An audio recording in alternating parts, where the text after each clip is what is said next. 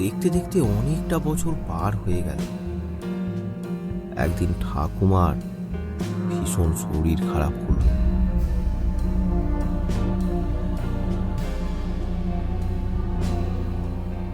Doctor বুদ্ধি সবই করা হলো, কিন্তু কিছুতেই কিছু লাভ হলো না। ঠাকুমা মারা গেলেন।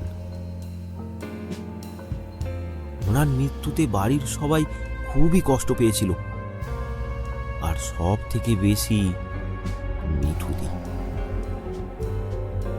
আর সেটাই স্বাভাবিক, কারণ মিঠুদি ঠাকুমার সাথেই বেশি থাকতো। শ্মশানে ঠাকুমার চিতা জ্বলতে দেখে মিঠুদি হাউমাউ করে কেঁদেছিল।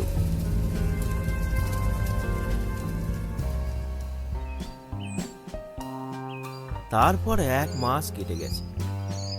দিদি এখন একটু সাহসী হয়েছে। দিনের বেলায় দিদি একা একাই গোয়ালের কাজ করতে যায়, মাঝে মাঝে আমি সাথে থাকি। আর রাতে যথারীতি মাই গোয়ালের কাজ করে।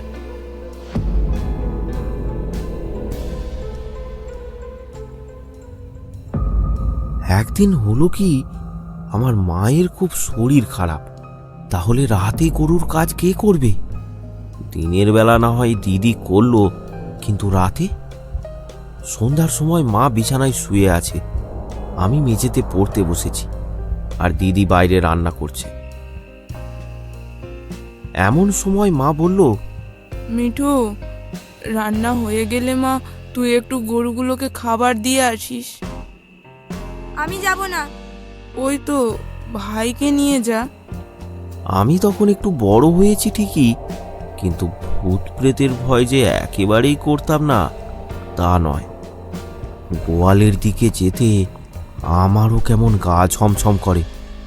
শানুর মায়ের ভূত ধরাটা আমাকেও একটু ভয় লাগিয়ে দিয়েছিল। মাস কয়েক হলো সবে ঠাকুমা মারা গেছে। শ্রাদ্ধের ফুলের গন্ধ এখনো নাক থেকে যায়নি। তাই মায়ের কথাটা শুনেই আমি হাঁ করে মায়ের দিকে চেয়ে রইলাম। আমি বললাম, আমি? না না, তুই একাই যা। কিসের ভয়? কিচ্ছু হবে না, আমার পড়া এখনো বাকি আছে। চল না আমার সাথে, দুজনে থাকলে ভয় লাগবে না। কাল তো রবিবার, সকালে পড়া করে নিবি। আর তুই যে বলিস তোর ভয় লাগে না। আমি তখন একটু চাপে পড়ে গেলাম, কারণ মিঠুদিকে আমি খুব ভীতু ভীতু করে রাগাতাম। আমার ভয় লাগলেও সেটা আমি বুঝতে দিতাম না। ওদের থেকে নিজেকে একটু সাহসী প্রমাণ করার চেষ্টা করতাম, এই যা। তাই কিছুই আর করার ছিল না, যেতেই হলো।